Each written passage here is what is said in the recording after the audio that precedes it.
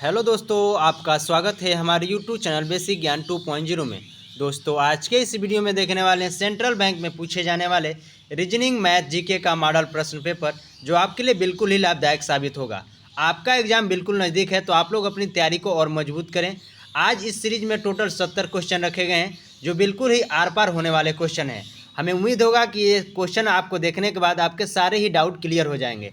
तो आप लोग इस क्वेश्चन को जरूर लगाएं, पूरा सेट को जरूर लगाएं, और आपका स्कोर कितना रहा है कमेंट बॉक्स में जरूर साझा करें। वीडियो पसंद है तो लाइक और शेयर करें। चलिए आज का वीडियो शुरू करते हैं। आज का हमारा पहला प्रश्न है, साधारण ब्याज पर एक धनराशि 10% की दर से 3 वर्ष में 403 रुपया हो जाती है, तो आपको वह धन ज्ञात करना है।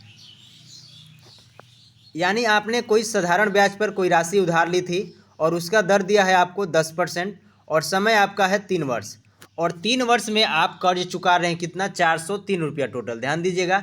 तो देखिए 403 रुपया वास्तव में है क्या, आपको समझ पा रहे होंगे तो ये क्वेश्चन लगा पाएंगे, नहीं तो आपका गलत हो जाएगा बिल्कुल। तो 403 रुपया जो आपको दिया है यहाँ पे मिश्रधन।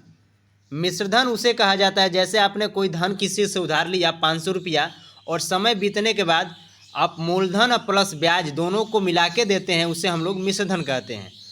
तो यहाँ पे मिश्रधन दिया है, तो आपको भी यहाँ पे सामने मिश्रधन चाहिएगा, तो मिश्रधन बराबर हम लोग मिश्रधन दिखा सकते हैं। तो देखिए कोई भी राशि होगी वो अपने आप में 100% होगी, यानी 100% होगी। और यहाँ पे ब्याज निकाल लीजिए। तो ब्याज दर कैसे निकलेगा, R इंटू टी, यानी दर में 3 से गुणा कर दीजिए, 10 × 30, यानी 30% ब्याज हो गया। अब इन दोनों को जोड़ दीजिए, यानी 130% बराबर हम लोग क्या कह सकते हैं, 403 रुपया दिया है। परसेंटेज हटाइए, नीचे 100 हटा दीजिए। अब यहाँ पे गुणा कर दीजिए, यानी हमारा सवाल आ गया है 403 गुणते 100/130। कटाइए इसको, 0 से 0, 13 से 13 × 39 और 13 × 13, 31 में 10 का गुणा करेंगे 310 हमारा बिल्कुल करेक्ट आंसर हो जाएगा। यानी मूलधन जो था कितना था, 310 रुपया। अगला क्वेश्चन होगा हमारा 2 नंबर। एक परीक्षा में 87% लड़के पास हुए तथा 2093 बच्चे फेल हो गए, तो परीक्षा में कुल कितने बच्चे सम्मिलित हुए हैं आपको बताना है। तो देखिए जो परीक्षा हुआ होगा टोटल 100% का था, ठीक है, ध्यान दीजिएगा। 100% का परीक्षा हुआ होगा, तो इसमें 87% जो लड़के हैं वो पास हो गए हैं, तो फेल कितना हुए होंगे आप समझ सकते हैं, 13%। यही 13% में जो फेल हुए हैं वहाँ पे बच्चों की संख्या दे दिया है 2093, यानी हम कह सकते हैं कि 13% बराबर कितना है, तो 2093 बच्चे हैं। यहाँ से हम लोग पूरा कितने बच्चे सम्मिलित हुए हैं निकाल सकते हैं।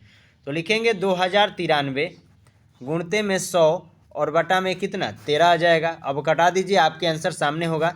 13 से कटाइए, 13 से 13 एकम 13, फिर बचा यहाँ पे 6, 13 × 6 = 78, और फिर 13 एकम 13, यानी 161 बार में ये पूरी कट जा रहा है।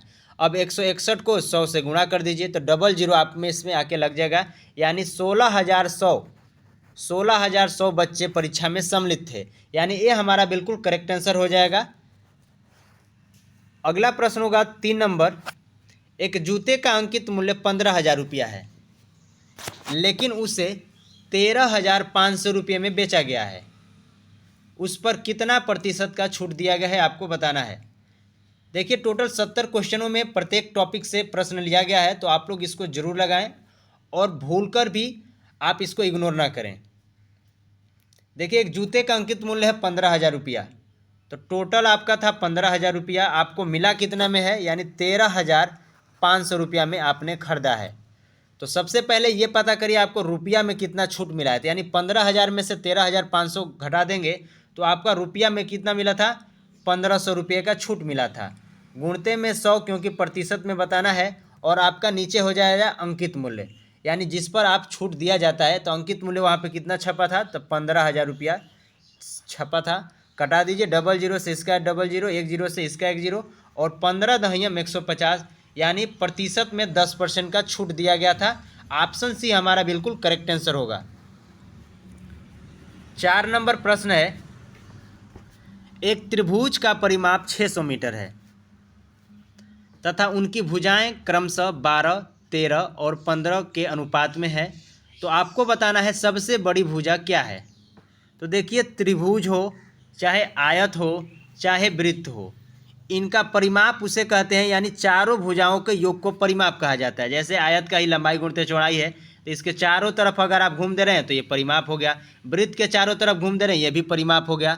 तो उसी तरह परिमाप जो है सभी भुजाओं का योग होता है। ध्यान दीजिएगा, कहाँ जहाँ भी आपसे पूछा जाए कि परिमाप वास्तव में क्या होता है, तो सभी भुजाओं का योग को हम लोग परिमाप कहते हैं। तो यहाँ पे 12x, इसको x मान सकते हैं, 13x और इसको 15x। इसको आप जोड़ दीजिए, 12, 13 और 15 को जोड़ेंगे, टोटल हो जाएगा 40x। और परिमाप टोटल कितना है, 600 मीटर। अब पहले x का मान निकाल लीजिए, यहाँ पे भाग देके 0 से 0, 4 से कटाएंगे, यानी 15 आ जाएगा, x बराबर 15। तो देखिए, इसमें बड़ी भुजा आपसे पूछा गया है, तो समझने का प्रयास कीजिए। 12, 13 और 15, जो अनुपात में व्यक्ति बड़ा होगा वो वास्तव में भी बड़ा होगा। तो अनुपात में आपको सबसे बड़ा क्या दिख रहा है, 15। 15 का x यहाँ पे पुट करें, 15 में 15 का गुणा कर देंगे, आपका आंसर आ जाएगा 225, सबसे बड़ी भुजा है, यानी बी हमारा बिल्कुल करेक्ट आंसर हो जाएगा। अगला प्रश्न होगा 5 नंबर, ए और बी किसी कार्य को 8 दिन में कर सकते हैं तथा बी और सी उसी कार्य को 12 दिन में करते हैं, तथा ए, बी और सी तीनों मिलकर उसी कार्य को 6 दिन में करते हैं। तो आपको बताना है ए और सी मिलकर कितना दिन में करेंगे। तो सबसे पहले हम लोग टोटल कार्य कितना है हम लोग ये देखेंगे। तो देखिए, इस तरह सवाल है, ए और बी एक जगह मिलकर कितना दिन में करें, 8 दिन में। और एक जगह बी और सी एक जगह मिलकर कितना दिन में, 12 दिन में। और एक जगह तीनों मिले हैं, यानी ए, बी और सी, ये वास्तव में 6 दिन में कर रहे हैं। तो सबसे पहले आप एलसीएम लेकर टोटल क्षमता यानी कार्य निकाल लीजिए और इन लोगों का क्षमता निकाल लीजिए। एलसीएम जो लेंगे हमारा वही टोटल कार्य होगा। 8, 12, 6 का एलसीएम लेंगे तो हमारा आ जाएगा टोटल 24। 8 से 8 3 के 24, 12 दूना 24 और 6 चौके 24, यानी इन लोगों का क्षमता है ए बी का 3, बी सी का 2 और ए बी सी तीनों लोग का 4। अब आपको क्या क्या चाहिए, देखिए ए और सी, तो आपका ए का भी आपको क्षमता पता होना चाहिए और सी का, तभी तो आप भाग देंगे टोटल 24 में। तो कैसे निकालेंगे ए और सी दोनों का क्षमता, देखिए यहाँ पे देखिए ध्यान से, ए बी सी तीनों लोग हैं। तो यहाँ पे ए बी को अगर इसमें से घटा देंगे, ए बी सी 3 में से, तो किसका बचेगा, तो सी का बचेगा। तो यानी क्षमता 4 में से 3 घटा दीजिए, सी का क्षमता कितना आ गया, 1। अब ए का निकाल लीजिए, ए का निकालना है तो ये बी सी को ले जाके इसमें से घटा दीजिए, ए बी सी तीनों में से। तो 4 में से 2 घटेगा 2, यानी दोनों लोग का हमने क्षमता निकाल दीजिए, कितना, सी का 1 और ए का 2। अब टोटल कार्य कितना था हमारा, 24, इन्हीं को कराना है। अब भाग दे दीजिए 24 में 3 का, आंसर आपके सामने होगा, 3 8 है 24, यानी 8 दिन में हमारा कर लेंगे ये लोग, यानी ए हमारा बिल्कुल करेक्ट आंसर होगा। अगला क्वेश्चन है 6 नंबर, दो संख्याओं का अनुपात 3 संबंधे 4 है, उनका एलसीएम है 72, तो उन संख्याओं का योग बताना है। तो देखिए, दो संख्याओं का अनुपात है 3 संबंधे 4 और एलसीएम जो है 72 दिया है। तो एलसीएम कोई भी संख्या का होता है वो मल्टीपल होता है, यानी गुणा करके ही बना होगा। तो आप अनुपात में दोनों संख्याओं को गुणा कर दीजिए, यानी 4, 3 और 4, 4 3 12 बराबर दिया है आपका 72। एक का पहले वैल्यू निकालिए, 12 6 का 72।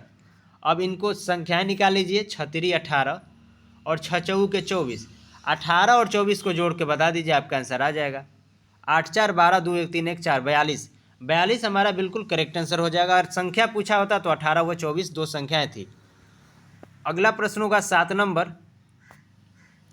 20 वस्तु का विक्रय मूल्य 30 वस्तु के लागत मूल्य के बराबर है, तो लाभ प्रतिशत आपको बताना है। सबसे पहले इस सवाल को लिखते हैं हम लोग, 20 वस्तु का जो है विक्रय मूल्य, विक्रय मूल्य किसके बराबर है, तो 30 वस्तु के लागत मूल्य के बराबर है। लागत मूल्य, सबसे पहला आपका काम होगा अंक को अंक के साइड में और शब्दों को एक साइड में। तो विक्रय यहीं पे रहेगा हमारा और इसके बट्टा में क्या आ जाएगा, लागत मूल्य। ठीक है, लागत मूल्य 30 यहीं पे था और 20 इसके बट्टा में आ जाएगा। अब सवाल इस तरह बन गया है, देखिए लागत मूल्य 20 और विक्रय मूल्य 30, यानी 20 का सामान आप 30 में बेच रहे हैं। सिंपल सा समझ सकते हैं। तो आप समझिए, यहाँ पे 20 का सामान 30 में बेचेंगे, आपको फ़ायदा होगा या नुकसान। तो आप बिल्कुल बताएंगे कि 20 का ही हमने सामान लिया था, 30 में बेच रहे हैं तो फ़ायदा होगा। कितने रुपये का फ़ायदा होगा रुपया में, तो 10 रुपये का। प्रतिशत में बताना है तो सबसे पहले यहाँ पे 100 का गुणा कर लीजिए और आपका लागत मूल्य कितना है 20 का है। अब कटा दीजिए 20 से, 20 5 100, 10 5 50, यानी 50% हमारा बिल्कुल करेक्ट आंसर होगा बी नंबर। 7 का क्वेश्चन का बी नंबर आंसर बिल्कुल सही होगा। 8 नंबर क्वेश्चन है, मानव शरीर में किस ग्रंथि को मास्टर ग्रंथि कहा जाता है? तो दोस्तों मानव शरीर में मास्टर ग्रंथि के रूप में पीयूष ग्रंथि को जाना जाता है, यानी सी हमारा बिल्कुल करेक्ट आंसर होगा। पीयूष ग्रंथि का वजन होता है 0.6 ग्राम। आप लोग जरूर इसको याद करिएगा, एग्जाम में पूछा जाता है। पीयूष ग्रंथि से ही मानव शरीर का पूरा ही कंट्रोल होता है, यानी इससे ही कंट्रोल होता है पूरे हार्मोन्स का। ठीक है, आप लोग को बताना है कि वो कौन सी ग्रंथि है जो अंतःस्रावी भी है और बाह्यस्रावी भी है। ध्यान दीजिएगा, इन्हीं ऑप्शनों में से उसका आंसर है अंतःस्रावी और बाह्यस्रावी। जैसे पीयूष ग्रंथि जो है सिर्फ अंतःस्रावी, यानी बाहर इसका कोई भी स्राव नहीं करती है, कोई भी जैसे एंजाइम का, हार्मोन्स का, ये अंदर ही कार्य करती है। लेकिन एक ऐसी ग्रंथि है जो अंदर भी स्रावित करती है और बाहर भी स्रावित करती है। आप लोग को बताना है उसका आंसर। अगला क्वेश्चन होगा 9 नंबर, भारत अपनी भूमि सीमा कितने देशों के साथ साझा करती है? तो देखिए भारत जो है कितने देशों के साथ सीमा साझा कर रही है आपको बताना है। तो देखिए 4 गो दिशा होता है, उत्तर, दक्षिण, पूरब और पश्चिम। चारों दिशा, जैसे आपका भारत अगर यहाँ पे सेंटर में स्थित है तो ऐसा भी आपसे पूछा जाता है कि भारत के पश्चिम दिशा में कौन सा देश है। तो भारत के पश्चिम दिशा में आप लोग याद करिएगा पाकिस्तान है। भारत के पूरब दिशा में कौन सा है तो नेपाल और चीन है। भारत के पूरब दिशा में अगर आपसे पूछा जाए तो बांग्लादेश है। ध्यान दीजिएगा, हमें बताने में थोड़ा सा दिक्कत हो गया। पूरब में बांग्लादेश है, उत्तर में कौन सा है तो नेपाल और चीन। आप लोग को बताना है भारत के दक्षिण दिशा में कौन सा देश स्थित है, आप लोग को कमेंट बॉक्स में बताना है। भारत अपनी कुल सीमा 7 देशों के साथ साझा करती है, आप लोग याद करिएगा। 7 हमारा बिल्कुल सही आंसर होगा। सबसे अधिक जो भूमि स्तर सीमा साझा करती है वो बांग्लादेश। ध्यान दीजिएगा 4096 किलोमीटर बांग्लादेश के साथ अपनी सीमा साझा करती है। और सबसे कम किस देश के साथ सीमा साझा करती है तो अफगानिस्तान 106 किलोमीटर। हमने आपको अधिक और सबसे कम दोनों बता दिया है। आप लोगों से सिर्फ यहाँ पे क्वेश्चन ये था कि भारत के दक्षिण दिशा में कौन सा देश स्थित है, कमेंट बॉक्स में जरूर बताएं। 10 नंबर प्रश्न होगा, अनाईमुईडी किस पहाड़ी की सबसे ऊंची चोटी है? तो दोस्तों अनाईमुईडी जो है ये अन्नामलई पहाड़ी, यानी 10 नंबर क्वेश्चन का हमारा बिल्कुल सही आंसर ए हो जाएगा। अन्नामलई पहाड़ी की सबसे ऊंची चोटी है अनाईमुईडी। इसकी ऊंचाई आपसे पूछा जाए तो याद करिएगा 2696 मीटर। ये दक्षिण भारत की सबसे ऊंची चोटी है। दक्षिण भारत की एक और क्वेश्चन पूछा जाता है, दूसरी ऊंची चोटी कौन सा है तो वो है दोद्दा बेटा। कौन सा? दोद्दा बेटा, आप लोग याद करिएगा। इसकी ऊंचाई आपसे पूछा जाए तो कितना है 2637 मीटर। ये किस पहाड़ी की सबसे ऊंची चोटी है तो नीलगिरी पहाड़ी। ठीक है, नीलगिरी पहाड़ी की सबसे ऊंची चोटी है दोद्दा बेटा। अगला प्रश्न होगा 11 नंबर, योजना आयोग किस वर्ष अस्तित्व में आया था? तो साथियों योजना आयोग की स्थापना 15 मार्च 1950, जब देश आज़ाद हुआ था हमारा 15 अगस्त 1947, तो इसके 3 साल बाद योजना आयोग की स्थापना हुआ है 15 मार्च 1950। आप लोग याद करिएगा। अब इसका नया नाम यह क्या हो गया है तो ध्यान दीजिएगा, नीति आयोग। कब किया गया है तो 1 जनवरी 2015। 1 जनवरी 2015 को योजना आयोग के स्थान पर नीति आयोग कर दिया गया है। योजना आयोग के अध्यक्ष होते हैं वो भारत के वर्तमान में प्रधानमंत्री होते हैं। एक और यहाँ पे क्वेश्चन पूछा जाता है कि नीति आयोग के सीईओ कौन है इस समय वर्तमान में, सीईओ। तो देखिए नीति आयोग के इस समय सीईओ सुब्रमण्यम, आप लोग याद करिएगा। अगला क्वेश्चन होगा 12 नंबर, निम्नलिखित में किसे राज्य के विधानसभा को भंग करने का अधिकार है? तो देखिए विधानसभा जो है भंग करने का अधिकार हमारे एकमात्र एक को है, यानी राज्यपाल। यानी 12 नंबर क्वेश्चन का हमारा बिल्कुल सही आंसर ये हो जाएगा। राज्यपाल जो है अनुच्छेद 174 के तहत किसी भी राज्य के विधानसभा को भंग कर सकता है, यानी जिस राज्य में वो है उसका विधानसभा भंग कर सकता है। इसकी किसके पास शक्ति है तो राज्यपाल को। जैसे हम लोग का सांसद है, सांसद कितने लोगों से मिलकर बना है सांसद जो है, तो ये लोकसभा, राज्यसभा और राष्ट्रपति। तो अगर आपसे पूछा जाए लोकसभा को कौन भंग कर सकता है तो राष्ट्रपति भंग कर सकता है, और किसकी सलाह पे, तो भारत के प्रधानमंत्री के सलाह पे। सेम उसी तरह हमारा जैसे केंद्र में होता है उसी तरह हमारा राज्य में होगा। विधानसभा को कौन भंग कर सकता है, तो राज्यपाल, और किसकी सलाह पे, तो मुख्यमंत्री के सलाह पे। आप लोग याद करिएगा। अगला प्रश्न होगा 13 नंबर, बिहू किस राज्य का एक लोक नृत्य है। तो साथियों बिहू जो है असम राज्य का एक लोक नृत्य है, यानी 13 नंबर क्वेश्चन का हमारा बिल्कुल सही आंसर डी हो जाएगा। आप लोग ध्यान दीजिएगा, बिहू जो है असम में 3 बार फेस्टिवल मनाया जाता है। कितना बार, तो 3 बार। आप लोग जरूर याद करिएगा। देखिए क्वेश्चन आज ज़्यादा है इसलिए हम थोड़ा सा डिस्कस नहीं कर रहे हैं प्रत्येक क्वेश्चन पे। 14 नंबर क्वेश्चन होगा हमारा, निम्नलिखित में कौन सा स्थान तांबे की खान के लिए मशहूर है। यानी भारत में किस स्थान पर तांबा निकाला जाता है और वो कौन सा स्थान है, आप लोग को बताना है। तो दोस्तों तांबे के लिए सबसे मशहूर जगह है खेतड़ी, यानी 14 नंबर क्वेश्चन का हमारा बिल्कुल सही आंसर भी हो जाएगा। खेतड़ी जो है तांबे के लिए मशहूर है। आप लोग को बताना है खेतड़ी भारत के किस राज्य में स्थित है। यह एक स्थान है खेतड़ी। देखिए जादूगोड़ा ऑप्शन में दिया गया है, झारखंड में है। यूरेनियम उत्पादन के लिए सबसे मशहूर है जादूगोड़ा।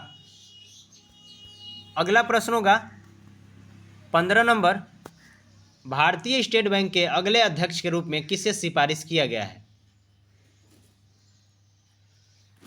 तो दोस्तों SBI, state bank of India जिसे हम लोग कहते हैं, स्टेट बैंक के नए अगले अध्यक्ष के रूप में CS सेट्टी, यानी 15 नंबर क्वेश्चन का हमारा बिल्कुल राइट आंसर ए हो जाएगा।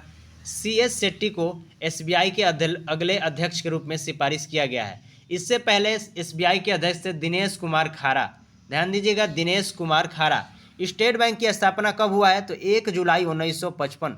आप लोग याद करिएगा, 1 जुलाई 1955 को स्टेट बैंक को स्थापना किया गया। स्टेट बैंक को पहले किस नाम से जाना जाता था, तो इंपीरियल बैंक।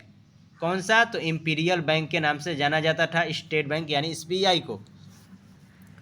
अगला क्वेश्चन होगा 16 नंबर, निम्नलिखित में कौन सी नदी बिहार से होकर नहीं गुजरती है।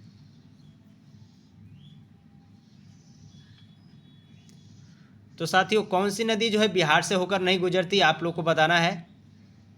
तो दोस्तों इस क्वेश्चन का हमारा बिल्कुल सही आंसर ये हो जाएगा डी, ताप्ती जो नदी है वो बिहार राज्य से होकर नहीं गुजरती है।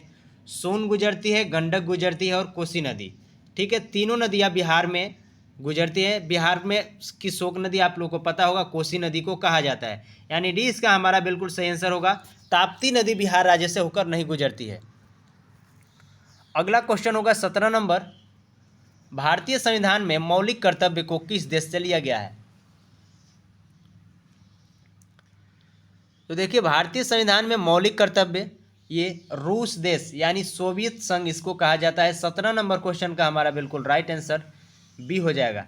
सोवियत संघ से यानी रूस से मौलिक कर्तव्य लिया गया है। अगर आपसे पूछा जाए मौलिक अधिकार किस देश से लिया गया है, तो आप लोग ट्रिक करेंगे अमेरिका पे। ध्यान दीजिएगा, फ्रांस से क्या लिया गया है हमारे संविधान में, तो समानता, स्वतंत्रता और बंधुता का नारा। फ्रांस की क्रांति की ये देन है, तो इसी से लिया गया है। फ्रांस की क्रांति से स्वतंत्रता, समानता और भाईचारा का जो ये फ्रांस की क्रांति की देन है।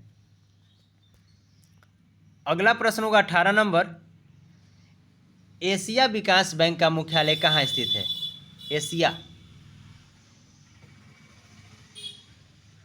तो दोस्तों एशिया विकास बैंक का मुख्यालय हमारा फिलीपींस, यानी 18 नंबर क्वेश्चन का हमारा राइट आंसर भी हो जाएगा। ठीक है, बी नंबर इसका बिल्कुल सही आंसर होगा। आप लोग याद करिएगा। आप लोग को बताना है इसकी स्थापना कब हुआ है। एशिया विकास बैंक का मुख्यालय हमने आपको बता दिया फिलीपींस, इसकी स्थापना कब हुआ है आप लोग को बताना है। 19 नंबर क्वेश्चन है, एक आयत की लंबाई में 30% तथा चौड़ाई में 30% बढ़ाई जाए। देखिए लंबाई में जो 30% वृद्धि किया गया, आप लोग यहाँ पे लिख लीजिएगा, बता दे रहे हैं। चौड़ाई में है जो 30% कमी किया गया है और लंबाई 30% बढ़ाया गया है। तो बताया गया है कि यहाँ पे आयत में वृद्धि कितने परसेंट की होगी क्षेत्रफल में, यानी क्षेत्रफल के आयत के क्षेत्रफल में कितने प्रतिशत की वृद्धि होगी। तो इसको हम लोग इस फार्मूला पे लगाएंगे, a + b + a गुणते b - बटा में 100 पे। तो ध्यान दीजिएगा लंबाई में 30% वृद्धि किया गया, यानी यहाँ पे लिखेंगे +30, फिर चौड़ाई में 30% घटाएगा तो -30, अब यहाँ पे क्या होगा, चिन्ह ये इस पे डिसाइड करेगा। प्लस में माइनस को गुणा करेंगे, माइनस 30 गुणते 30, ठीक है, बटा में 100। अब इसको कटाइए, 1 0 1 0 1 0 1 0, यानी 3 तिली के कितना हो गया 9, और ये प्लस माइनस आपका कट गया, यानी माइनस में 9, यानी यहाँ पे हमारा बढ़ा ही है, ध्यान दीजिएगा, यानी 30% लंबाई में भी वृद्धि हुआ है, 30% चौड़ाई में भी। तो यहाँ पे 9% की वास्तव में वृद्धि होगा। आप लोग याद करिएगा, जब एक बार 30 बढ़ा है और ये एक बार 30 घटा है, तो यहाँ पे 30 गुणते 30 करेंगे जब, तो आ जाएगा हमारा, यानी 9% की वास्तव में वृद्धि हुआ है, ठीक है। 9% हमारा बिल्कुल सही आंसर होगा, बी नंबर। अगला क्वेश्चन है 20 नंबर। यदि a माइनस बी बराबर 1 और ए बी बराबर 6, तो आपको बताना है a पे q माइनस b पे q का मान क्या होगा। तो इसको बताने से पहले आपको a और b का स्पष्ट मान पता होना चाहिए। तो a और b का हम लोग स्पष्ट मान जरूर पता कर पाएंगे, यानी a का मान ऐसा क्या रखें और b का मान रखें कि घटाने पे 1 है। तो ऐसे कई सौ संख्याएं हो सकती है, जैसे हमने ले लिया 8 और 7, घटाएंगे तो हमारा 1 ही बचेगा। 10 और 9 ले लिया तो घटाएंगे तो 1 ही बचेगा। इससे स्पष्ट नहीं हो पा रहा है। लेकिन a और b जब गुणा करने पे कितना बनना चाहिए, 6 बनना चाहिए। तो इससे हम लोग स्पष्ट कर पाएंगे कि ऐसी वो दो संख्याएं कौन सी है। तो 6 आपको कौन कौन सी संख्याएं बना सकते हैं गुणा करने पे, तो एक ठो 6 और गुणते 1, और एक कौन सा बना सकता है 6 गुणते 1 है, और एक ठो 3 गुणते 2। इन्हीं दो संख्याओं से सिर्फ हमारा 6 बनेगा, ठीक है। एग्जाम में इतना टाइम नहीं लगेगा, आप लोग समझ जाएंगे इसको तुरंत। तो यानी कहेंगे, यानी 6 में से 1 घटाएंगे तो यहाँ पे तो 5 आना चाहिए, जबकि ये वाला हमारा नहीं होगा। 3 में से 2 घटाएंगे 1, यानी ये वाला हमारा बिल्कुल सही हो जाएगा। यानी a का मान हमारा कितना है 3 और b का मान कितना है 2। बस आप यहाँ पे a का क्यू करिए, यानी 3 का क्यू करेंगे 27 और 2 का क्यू करेंगे 8। 27 में से 8 घटा दीजिए 19, हमारा बिल्कुल सही आंसर होगा सी नंबर। अगला प्रश्न होगा 21 नंबर। 3 संख्याओं में दूसरी संख्या पहले की 3 गुनी है, तीसरी संख्या दूसरी की 2 गुनी है। यदि इनका औसत 70 है, तो इनमें से सबसे छोटी संख्या आपको बताना है। तो देखिए 3 संख्याएं हैं, पहली संख्या, दूसरी संख्या और ये तीसरी संख्या, ठीक है। अब यहाँ पे इसको हम लोग आते हैं। 3 संख्या में दूसरी संख्या जो है पहली की 3 गुनी है, दूसरी संख्या जो है वो पहली की कितना गुनी है 3 गुनी है, ठीक है। दूसरी को हमने 3 गुनी कर दिया। तीसरी संख्या दूसरी की 2 गुनी है, तीसरी जो संख्या है वो कितना है, तो दूसरी की कितनी है 2 गुनी है। तो यहाँ पे इस तरह करेंगे और यहाँ पे इसका मान निकालेंगे, यानी 1 3 और 1 2, 1 1 में 1, 3 1 3, 3 दूना 6। ये हमारा पहली, दूसरी और ये तीसरी, तीनों संख्याएं आ गई हैं कितनी 1 3 6। अब इनका औसत कितना दिया है 70, तो 70 इधर कर देंगे। लेकिन हम लोग इसको जोड़ेंगे 6 3 9 1 10, तो हम भी यहाँ से औसत से योग निकाल सकते हैं। औसत में 3 का गुणा कर दीजिए, यानी कह सकते हैं 70 गुणते 3 बट्टा में, अब इनका योग कितना हुआ था 6 3 9 1 10, 0 से 0 7 के 21, यानी 21 हमारा एक का वैल्यू आ गया है 21। अब सबसे छोटी संख्या क्या होगी 1 3 2 और 3 था, तो 21 से कम 21 हमारा बिल्कुल सही आंसर हो जाएगा डी। अगला क्वेश्चन होगा 22 नंबर। वह न्यूनतम संख्या क्या होगी जो 11 12 और 13 से विभाजित किया जाए तो शेषफल 7 8 और 9 प्राप्त हो। यानी वो सबसे छोटी सी छोटी संख्या आप लोग को बताना है। तो देखिए छोटी सी छोटी संख्या अगर आपको ज्ञात करना है तो आपको लेना पड़ेगा एलसीएम। बड़ी से बड़ी आपसे पूछा होता तो यहाँ पे हम लोग लेंगे क्या एचसीएफ। तो छोटी सी छोटी संख्या यानी एक ऐसी छोटी से छोटी संख्या बताइए जो 11 12 और 13 से विभाजित करने पे शेषफल प्रत्येक बार कितना बच रहा है, एक में 7 बच रहा है, एक में 8 बच रहा है और एक में 9, यानी 11 12 और 13 जब भाग दिया जा रहा है तो 7 बच रहा है, 8 बच रहा है और 9 बच रहा है। तो देखिए ऐसे सवालों में सबसे पहले इन लोग का अंतर देखते हैं, समान का है कि क्या है। 11 में से 7 घटाइए 4 बचेगा, 12 में से 8 घटाइए 4 बचेगा, 13 में से 4 घटाइए यहाँ पे भी 4 बचेगा, यानी अंतर जो है समान का है। तो सबसे पहले हम लोग क्या करेंगे, ऊपर वाले का सभी लोग का एलसीएम ले लेंगे, यानी 11, 12 और 13। एलसीएम लेकर जो 4 जो समान का अंतर है वही हम लोग 4 घटा देंगे। तो एलसीएम लेंगे तो हम लोग का आएगा इसका 1716। अब इसमें से 4 घटा दीजिए क्योंकि सभी में प्रत्येक में 4 का अंतर था। तो 1712 हमारा बिल्कुल करेक्ट आंसर होगा, बी नंबर। अगला प्रश्न होगा 23 नंबर। 2 पाइप एक टैंक को भरने में 8 घंटा लेता है। यदि एक अकेला पाइप उसे टैंक को भरने में 24 घंटा लेता है तो दूसरा पाइप को टैंक भरने में कितना समय लेगा। तो देखिए 2 पाइप है, एक टैंक को भरने में 8 घंटा ले रहा है। 2 पाइप एक टैंक को भरने में, यानी ए और बी हम लोग इसको मान लेते हैं 8 घंटा, और उसे एक अकेला है, जैसे हम कोई 20 में से एक को मान लेते ए 24 घंटा में, ठीक है। तो आपको बताना है कि दूसरा पाइप इसमें कितना देर में भरेगा। तो एलसीएम ले लीजिए, 8 से 8 3 के 24 और 24 से कम 24, टोटल हमारा हो गया है 24। तो आप इसको इसमें से बड़ा में से छोटा घटा लीजिए, यानी 1 का निकल आएगा, 3 में से घटा लीजिए 2, 2 से भाग दे दीजिए, 12 घंटा हमारा बिल्कुल सही आंसर हो जाएगा। सी हमारा बिल्कुल करेक्ट आंसर है। अगला प्रश्न होगा 24 नंबर।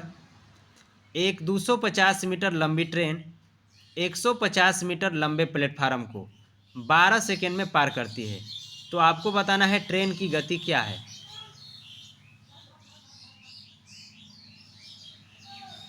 तो देखिए 250 मीटर लंबी एक ट्रेन है और 150 मीटर लंबा प्लेटफार्म को पार कर रही है कितना देर में, 12 सेकेंड में। तो हम लोग को निकालना है चाल। तो चाल बराबर क्या होता है, देख लीजिए, दूरी बटा में समय, दूरी बटा में समय। अब आप टोटल दूरी निकाल लीजिए, 250 150 जोड़ दीजिए, टोटल हो जाएगा 400 से 12 से भाग दे दीजिए। मीटर में ही डायरेक्ट है, मीटर में ही हमको लगाना है, 3 से भाग दीजिए, सॉरी 4 से 4 3 12 और 4 से 4 दहियम, यानी 100 बटा में 3 भाग देंगे, 33 दशमलव इतना करके आएगा। तो यानी 33 मीटर हमारा बिल्कुल सही आंसर होगा, 33 मीटर प्रति सेकेंड। अगला क्वेश्चन है 25 नंबर। पिता और पुत्र की वर्तमान आयु का योग 50 वर्ष है। 5 वर्ष पहले पिता की आयु पुत्र की आयु की 7 गुनी थी। तो 12 वर्ष बाद पुत्र की आयु क्या होगी, आपको बताना है। तो दोस्तों पिता और पुत्र की वर्तमान आयु का योग है 50 वर्ष, और 5 वर्ष जो पहले कितना था, पिता और पुत्र का कितना गुना था, 7 गुना। कौन था, पिता हमेशा बड़ा रहेंगे। तो 5 वर्ष पहले यह अनुपात था। तो सबसे पहले हम लोग को 5 वर्ष पीछे आ जाना चाहिए, तभी तो ये सवाल बनेगा। तो 50 में से 10 घटा दीजिए, 10 यानी 10 कैसे पीछे आए, ध्यान दीजिएगा, पिता का 5 वर्ष और पुत्र का, तो आ जाएगा हमारा 7। अब ये 40 वर्ष 5 वर्ष पहले योग था उम्रों का, तो यहाँ पे सवाल बनाने के लिए अनुपात को जोड़ दीजिए, यानी 8 बराबर हम लोग कह सकते हैं क्या, 40। एक का वैल्यू निकालिए, 8 5 40। अब गुणा कर दीजिए दोनों में, पहले 7 5 35, 5 1 5। लेकिन ये 5 वर्ष पीछे गए थे, हमको वर्तमान में आना है, तो पहले 5 वर्ष जोड़ लीजिए। तो 40 वर्ष का पिताजी हैं, 10 वर्ष का लड़का है।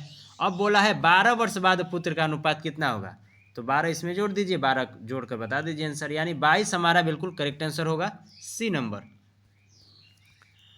अगला क्वेश्चन होगा 26 नंबर। प्रश्न चिन्ह के स्थान पर क्या आएगा। तो देखिए बोर्ड मास का क्वेश्चन है, करते हैं 28 प्लस 5 क्वेश्चन मार्क, इसको 5x कर लेंगे क्योंकि यहाँ पे, लेकिन डायरेक्ट नहीं करेंगे, ध्यान से, इसको पहले भाग ही हल होगा, यानी 28 प्लस 5 गुणते यक्स भागा है, यानी यहाँ पे ला देंगे इसको 3, बराबर में है 73। अब इसको गुणा कर दीजिए, 5x हो जाएगा, कह सकते हैं 28 प्लस 5x बट्टा में 3 बराबर 73। अब चाहेंगे तो 28 को डायरेक्ट उधर भेज दीजिए, घटा दीजिए इधर, 13 में से 8 5 और 6 में से 2 घटेगा 4, यानी बच जाएगा आपका 5x/3 बराबर 45। अब सिंपल सा आपको समझ में आ रहा होगा कि x का मान हमारा क्या है। 5 से कटा दीजिए, 9 पचे 45 और 9 तिरी 27 हमारा बिल्कुल सही आंसर होगा, ए नंबर। अगला क्वेश्चन होगा, अंकित ने 44 अंक प्राप्त किए और उत्तीर्ण अंक से 16 अंक अधिक प्राप्त किया। यदि उत्तीर्ण का अधिकतम प्रतिशत 40% है तो परीक्षा का अधिकतम अंक क्या है। जैसे कोई परीक्षा हुआ है और उसमें अंकित जो है 44 नंबर प्राप्त तो किया है, लेकिन पास होने का अधिकतम जो उत्तीर्णांक है उससे 16 अंक अधिक है। जैसे में आप समझ सकते हैं, जैसे 100 नंबर का परीक्षा हो रहा है, हमने आपको दे दिया एक ठोक कॉमन एकदम चीज़ कि कोई भी अगर व्यक्ति 30 नंबर जब तक नहीं लाएगा वो पास नहीं होगा। तो 30 नंबर एकदम लाना जरूरी है हर हालत में, तभी आप पास होंगे। जैसे ही 30 से नीचे जाएंगे फेल हो जाएंगे। लेकिन 30 से तो कोई अधिक भी ला सकता है, जैसे कोई 40 लाएगा, कोई 50 भी लाएगा इसी परीक्षा में, कोई 70 भी ला सकता है, कोई 80 भी ला सकता है। लेकिन ये सभी लोग पास होंगे 70, 40, 50। लेकिन 30 नंबर पे भी वो भी पास होगा, लेकिन 30 से नीचे वाले नंबर को फेल कर देंगे हम लोग। अब इस सवाल को समझते हैं। जैसे कोई व्यक्ति 44 नंबर लाया है, वो कितना नंबर पास से अधिक अंक था, यानी 16 नंबर। इसको घटा दीजिए, न्यूनतम हमारा पास अंक पता चल जाएगा अंकों में। 40 में से 16 घटाइए, 44 में से 14 में से 6 घटेगा 8, यहाँ पे 28, यानी 28 नंबर अगर कोई लाएगा तो वो पास हो जाएगा। नंबर में कितना लाएगा तो पास हो जाएगा 28, और प्रतिशत में ही हमारा कितना है 40%। बस इसको हल करते हैं। परसेंटेज का ऊपर दे दीजिए 100 और 40 को नीचे ला दीजिए, कटा दीजिए 0 से 0, 4 7 28, यानी परीक्षा जो हमारा 70 नंबर का टोटल था। डी हमारा बिल्कुल सही आंसर होगा। 28 नंबर क्वेश्चन है, 98, 128, 162, 200, 242 और 266। इसमें बताना क्या है, निम्नलिखित श्रृंखला में गलत पद का ज्ञात करें। देखिए ये क्वेश्चन काफ़ी महत्वपूर्ण है। एक पूछा जाता है कि अगला सीरीज हमारा क्वेश्चन मार्क पूछ दिया जाता है, तो ये आसान होता है थोड़ा सा, लेकिन इसमें मिसिंग नंबर नहीं, गलत कौन सा पद है ये आपको बताना है, यानी मिसिंग नंबर आपको इसमें ढूंढना है। तो 98 से देखिए 128 कितना हुआ है, कितना बढ़ा है, तो 30 बढ़ा है। 128 से 162 कितना बढ़ा है, तो 8 4 12, यानी 34 बढ़ा है। फिर 162 में 38 जोड़ देंगे, यानी 38 बढ़ा कितना है आपका, देखिए 30, 34, 38, 42 और अगला हो जाएगा 46।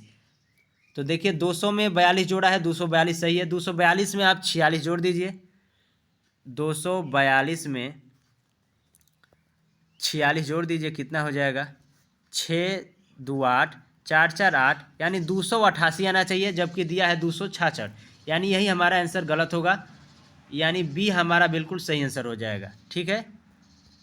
अगला प्रश्न होगा 29 नंबर, निम्नलिखित में गलत पद का ज्ञात करें। सेम क्वेश्चन है, यानी मिसिंग नंबर आपको ढूंढना है, गलत कौन सा है इसमें आपको बताना है। 100 से 91 यानी 9, 91 से 81 10 घटा है, फिर 81 से 71 11 घटा है, 81 से 70 11, और 70 से आपको कितना घटना चाहिए, 9 10 11 12 घटना चाहिए, तो यहाँ पे आना चाहिए था कितना, 58, जबकि दिया कितना है 60, यानी हमारा यही वाला गलत हो जाएगा। आंसर में आपका ए सही होगा। ठीक है, तभी तो अगला 58 में से 13 घटाएंगे तो 45 आया है। अगला प्रश्न होगा 30 नंबर,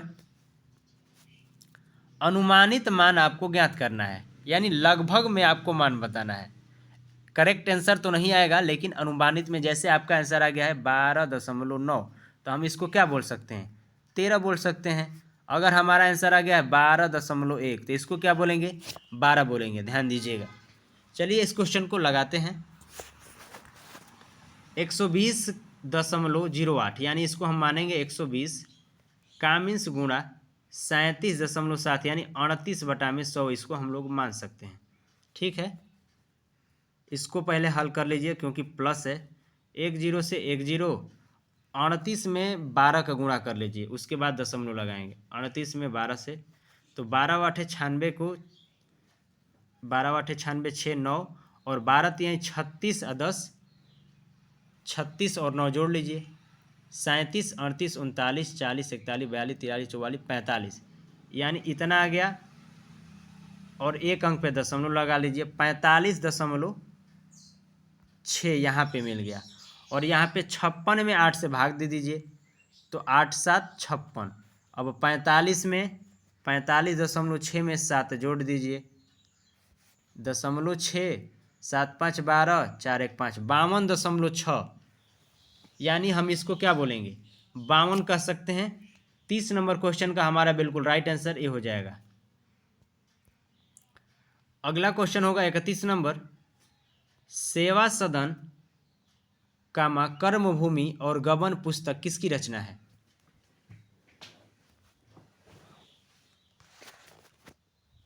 देखिए अगर इसका आंसर आप लोग को पता है तो बताएं। तो दोस्तों सेवा सदन कर्मभूमि और गबन पुस्तक मुंशी प्रेमचंद की एक महत्वपूर्ण रचना है। बी नंबर हमारा बिल्कुल सही आंसर होगा। अगला क्वेश्चन देखिए 32 नंबर, एक तस्वीर की ओर इशारा करते हुए महेश ने कहा, वह मेरे दादाजी के इकलौता यहाँ पे ध्यान दीजिएगा, इकलौता है, इकलौती नहीं है, लड़की नहीं है, इकलौता पुत्र की पुत्री है।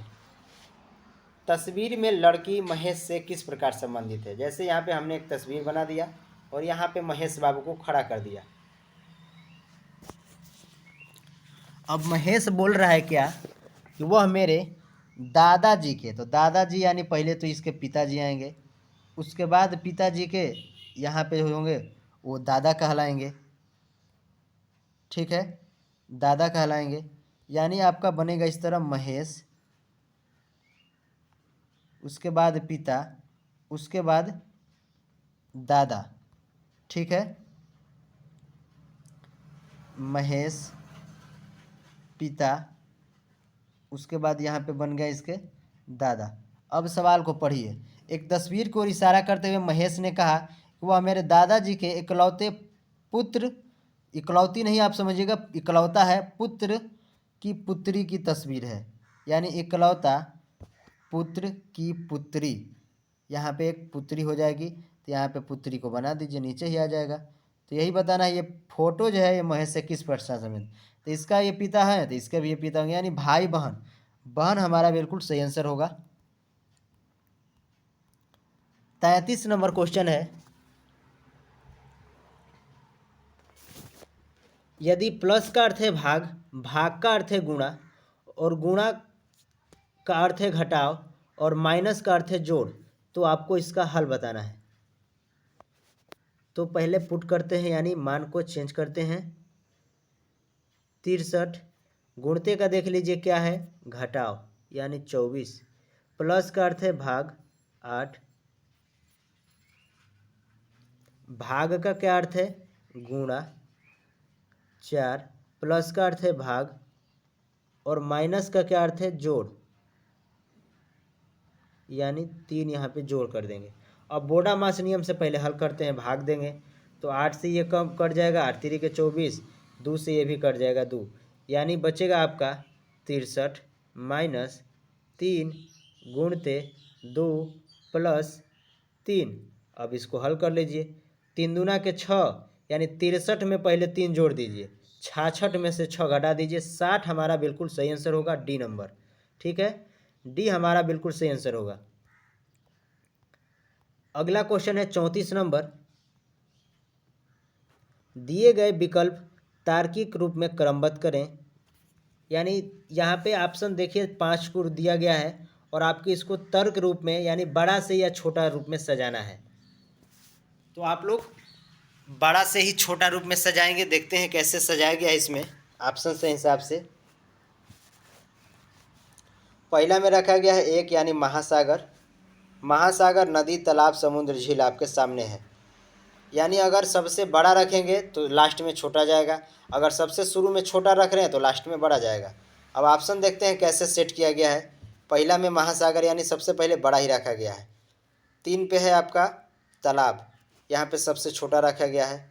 उसके बाद 1 महासागर, ये तो गलती हो गया, यानी सबसे पहले इसमें हम बड़ा छांटते हैं, तो पहला लेंगे महासागर, ठीक है। उसके बाद महासागर से थोड़ा सा छोटा देख लीजिए, समुद्र यानी 4 मिल रहा है सी में, ये वाला तो होगा ही नहीं, दोनों इन दोनों में से चेक करना है। उसके बाद समुद्र के बाद कौन सा आ जाएगा, तो समुद्र से बड़ा होता है थोड़ा सा नदी, यानी 4 2 हो जाएगा। उसके बाद झील, उसके बाद 3 आ जाएगा, यानी 1 4 2 5 3। डी हमारा बिल्कुल सही आंसर होगा। 35 नंबर क्वेश्चन है, निम्न में कौन सा समूह गलत है।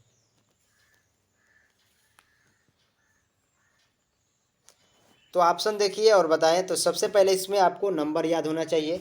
देखिए बी, ई और एच, 2 5 और 8, यानी 3 का वृद्धि हुआ है, यानी 3 2 5 और 5 3 8। सब में देखेंगे तो 3 3 का वृद्धि हुआ है। जैसे यहाँ पे भी आप समझ सकते हैं क्यू टी डब्ल्यू, 17 20 23। तो इसमें से कौन सा एक गलत है, तो आपको दिख रहा होगा इसका जे एम क्यू, जैसे 10, उसके बाद जे का 10, एम का 13 और यहाँ पे 17 दे दिया है, जबकि 13 3 16 होना चाहिए था। यानी जे एम क्यू हमारा बिल्कुल सही आंसर होगा सी नंबर। सब में 3 3 का वृद्धि हुआ है और इसमें एक में 4 बढ़ा दिया, इसीलिए यह गलत हो गया है। 36 नंबर क्वेश्चन है, अगली श्रृंखला ज्ञात करें। 10 23 43 89 175 क्वेश्चन मार्क। देखिए इसमें कैसे किया गया है, 10 में 2 का गुणा कर दीजिए और 3 जोड़ दीजिए, तो 10 दूना 20 3 23, सही है। 23 में 2 का गुणा कर दीजिए और 3 घटा दीजिए, 23 दूना 46 में से 3 घटाएंगे 43, फिर 43 में 2 का गुणा करिए और 3 जोड़ दीजिए, 43 दूना 86 और 3 89, यानी यहाँ पे फिर 89 में 3 का गुणा करेंगे, 3 घटाएंगे, फिर 175 में 2 का गुणा कर दीजिए और 3 जोड़ दीजिए, 5 दूना 10, 7 दूना 14 1 15, 2 1 2 1 3, 350 और 3 जोड़ दीजिए, 353। बी नंबर हमारा बिल्कुल सही आंसर होगा। 37 नंबर क्वेश्चन है, एक निश्चित कूट भाषा में PERINATH को ऐसे लिखा गया है और पोल को इस तरह लिखा गया है, तो कूट भाषा में सिंड्रोम को कैसे लिखेंगे। सबसे पहले हम लोग को देखना पड़ेगा कि पेरीनाथ जो है उसको कैसे लिखा गया है। तो नंबर आपको याद होना चाहिए, जैसे पी का होता है 16, ई का होता है 5, आर का होता है 18 और आई का होता है 9। इसको लिखा कैसे गया है, यहाँ पे 17, इसको लिखा गया है 6, इसको लिखा गया है 17, इसको लिखा गया है 8। तो हम लोग समझ सकते हैं पहला में 1 का वृद्धि किया है, फिर दूसरा में भी 1 का वृद्धि किया है, तीसरा में क्या किया, 1 का घटाया है, फिर चौथा में भी 1 का घटाया है। यानी एक बार 1 बढ़ा रहा है 2 ठोका, फिर 2 ठोका 1 घटा रहा है, फिर 2 ठोका 1 बढ़ाएगा, फिर 2 ठोका 1 घटा देगा। हम भी इसी तरह कर देंगे, यानी यस में से 1 बढ़ा देंगे, यस से हो जाएगा टी, वाई में बढ़ा दीजिए 1, X Y Z, T Z. Option 2 ठो ही होगा, यानी बी होगा या तो सी होगा, काहे कि टी जेड 2 ही ठो में, ये तो होगा ही नहीं, ये भी होगा नहीं। अब इसके बाद अगला चेक करते हैं, यन में 1 घटा दीजिए, तो यन में से यानी 14 में से घटाएंगे, यम हो जाएगा, ठीक है। तो देखिए टी जेड यम, बी हमारा बिल्कुल सही आंसर हो जाएगा। आगे चेक करने की ज़रूरत ही नहीं है क्योंकि तीसरा अंक से पता चल गया है। अगला क्वेश्चन होगा 38 नंबर, एक वस्तु को 219.60 रुपये में बेचने पर 8.5% की हानि होती है, तो उसका अंकित मूल्य क्या होगा। यानी आपसे पूछा गया छापा हुआ मूल्य क्या होगा। तो इसको लगाएंगे 219.60 गुणते 100 बटा में, जब 8.5% का हानि हुआ है तो कितना प्रतिशत आपको फायदा हुआ होगा, यानी आपने लिया होगा। तो लिए हैं हमने 91.50, यानी 91.5% बराबर 219.60 है। इसको जब काटेंगे ये दशमलव से दशमलव कट जाएगा, जब दशमलव लगाएंगे तो, और ये कट जाएगा आपका 2.4, इतना बार में कटेगा। अब इसको गुणा कर दीजिए 100 से, यानी 240 हमारा बिल्कुल सही आंसर हो जाएगा। आप लोग करके देखिएगा 240 ही आएगा। थोड़ा कठिन है कटाने में, अब इसमें कटाने में थोड़ा दिक्कत होगा, इसलिए हमने आपको डायरेक्ट आंसर ही बता दिया है। अगला क्वेश्चन है 39 नंबर। 80 लीटर मिश्रण में दूध और पानी का अनुपात 37:5 है। 3:1 के अनुपात में मिश्रण को प्राप्त करने के लिए कितना अतिरिक्त और पानी मिलाना पड़ेगा? तो सबसे पहले हम लोग निकालेंगे कि दूध कितना है और पानी कितना है। तो 27 5 जोड़ दीजिए, टोटल कितना हो जाएगा? 32। 32 बराबर आपको दिया है 80। एक का पहले वैल्यू निकालते हैं। 16 दूना 32, 16 5 80। 2 से भाग देंगे, 2.5 हमारा एक का मान आ गया है। अब पहले दोनों को निकाल लेते हैं कितना कितना है। तो 27 में 2.5 को गुणा कर दीजिए, ये निकल जाएगा। तो 7 5 35, डायरेक्ट ही गुणा करते हैं। 25 6 का 150, 25 7 27 में 2.5 का, यानी 25 6 का 150, 25 7 175। 5 17 बचा, 25 दूना 50 और 17 जोड़ दीजिए, 50 60 1 67, यानी 67.5 जो है वो दूध है। ठीक है। और पानी कितना है? तो 2.5 में 5 का गुणा कर दीजिए, 5.5 यानी 25 5 125, यानी 12.5 हमारा क्या है?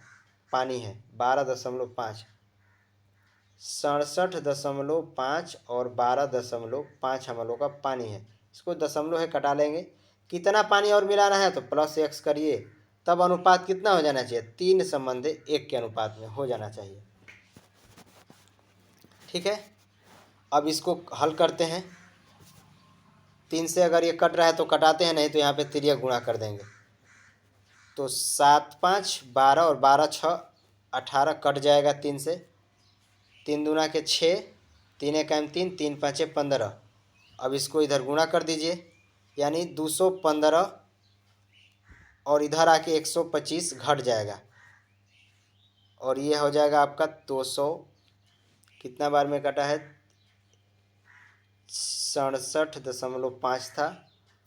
तो 3 से 3 दूना के 6, 3 दूना के 6 और 3 5 15, 225 में से आप घटा दीजिए इसको 125, यानी 10 लीटर हमारा आ जाएगा। ठीक है। यक्स का मान क्योंकि आया था हमारा 10 लीटर, हमारा बिल्कुल सही आंसर होगा ए नंबर।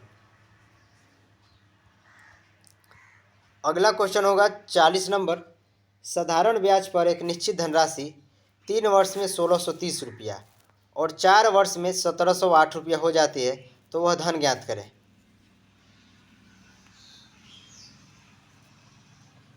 तो देखिए, निश्चित राशि एक है, 3 वर्ष में कितना हो रही है? 3 वर्ष में 1630 रुपया और 4 वर्ष में कितना हो रही है? 1708 रुपया। अब बड़ा में से छोटा घटाएंगे, 4 में से 3 घटाओ 1, यहाँ पे घटा लेते हैं 1708 में से 1630, बचेगा 78। ठीक है। यानी 1 वर्ष में 78 रुपया। तो आपका जिसमें लगाना है लगाएं, यानी 3 में गुणा करेंगे तो 3 साल का ब्याज निकलेगा, 4 में गुणा करेंगे तो 4 साल का ब्याज निकलेगा। 3 ही का हम गुणा कर लेते हैं, 78 में 3 का 8 3 के 24 2 और 7 3 के 21 22 1 23, 3 के 24 को 4 2 8 7 के 21 22 234 रुपये घटा दीजिए। 1630 में से 234 रुपये घटा दीजिए, आपको आंसर आ जाएगा 1396, यानी सी हमारा बिल्कुल सही आंसर होगा। अगला प्रश्न होगा 41 नंबर। 36 संख्याओं का औसत 45 पाया गया। बाद में यह पता चला कि एक संख्या 84 को 48 पढ़ लिया गया है, तो सही औसत आपको बताना है। तो देखिए, 36 को संख्या थी, उसका औसत कितना है? 45 था। अब ध्यान दीजिएगा, 84 को हम लोग क्या पढ़ रहे हैं? सीधा उल्टा पढ़ ले रहे हैं, यानी 48। तो आपको चाहिए था इसमें 84 रुपया, लेकिन मिला कितना है? 48 रुपया। तो जब हमारा औसत आएगा तो जोड़ना पड़ेगा, तभी तो हमारा बैलेंस बराबर होगा। अगर कमी हुआ है तो जोड़ना पड़ेगा, वृद्धि हुआ है तो घटाना पड़ेगा। तो पहले अंतर लेते हैं, वास्तव में कितने नंबर का जैसे अंतर पड़ा है। तो 84 में से 48 घटाते हैं 14 में से 8 घटेगा 6, और यहाँ पे 7 में से 4 3 36। 36 नंबर का डिफरेंस हुआ है। और ये कितने अंकों पे यानी कितने संख्याओं पे? तो 36 से। 36 में 36 का भाग दे दीजिए 1। अब 1 हमारा यहाँ पे जुड़ेगा कि घटेगा? तो ध्यान दीजिए 84 चाहिए था, 48 पढ़े हैं तो कम ही हुआ, यानी 1 जोड़ देंगे तो बराबर हो जाएगा। 45 में 1 जोड़ दीजिए 46। सी हमारा बिल्कुल सही आंसर होगा। अगला क्वेश्चन है 42 नंबर। 30 आदमी एक कार्य को 12 दिन में पूरा कर सकते हैं। 4 दिन बाद 6 आदमी कार्य छोड़कर चले जाते हैं। कार्य कितने दिन में समाप्त होगा? तो देखिए लगाते हैं इसको। 30 आदमी किसी कार्य को 12 दिन में करते हैं, लेकिन 4 दिन बाद, यानी आप समझिए 30 आदमी जो थे वो 12 दिन तक कर सकते थे, लेकिन 4 दिन बाद छोड़े, यानी 4 दिन तक तो किए होंगे। तो अब टोटल शेष कितना दिन बचा है? 12 में से 4 घटा दीजिए 8, बराबर 6 आदमी चले जाते हैं। तो पहले 30 आदमी थे, अब 6 आदमी छोड़ देंगे तो कितना बचेगा? 24 आदमी बचेंगे। कितना दिन में करेंगे? यक्स दिन में। यही आपको निकालना है। 8 से कटा दीजिए, 8 3 के 24, 3 से कटा दीजिए 3 ढाई 30, यानी 10 दिन हमारा बिल्कुल सही आंसर होगा ए। ठीक है, ए हमारा बिल्कुल सही आंसर होगा। अगला प्रश्न होगा 43 नंबर। एक चोर शाम 3 बजे एक कार चुराता है और 60 किलोमीटर प्रति घंटा की चाल से भागता है। कार मालिक को पता 4 बजे चलता है और उसका पीछा जो है 75 किमी प्रति घंटा की चाल से चल करता है। चोर कब पकड़ा जाएगा? तो काफ़ी महत्वपूर्ण प्रश्न है। देखिए इसको कैसे करेंगे। सबसे पहले ध्यान दीजिए कि चोर कितने बजे चोरी किया है? 3 बजे। और पता कितने बजे चला है? 4 बजे। तो जैसे आप कितना देर भागे होंगे, जैसे 3 बजे आप चुरा के भागे होंगे तो आप 4 बजे तो मालिक पीछा ही करने लगा था, तो 1 घंटा आपको समय मिला होगा भागने के लिए चोर को। और चोर अपना चाल से ही भागेगा, यानी दूरी निकाल लीजिए, दूरी कितना चाल चोर गया है। तो दूरी बराबर होता है चाल, यानी चोर का चाल 60, और समय कितना? 1 घंटा, यानी 60 में 1 का गुणा कर दीजिए। टोटल 60 किलोमीटर दूरी भागा होगा।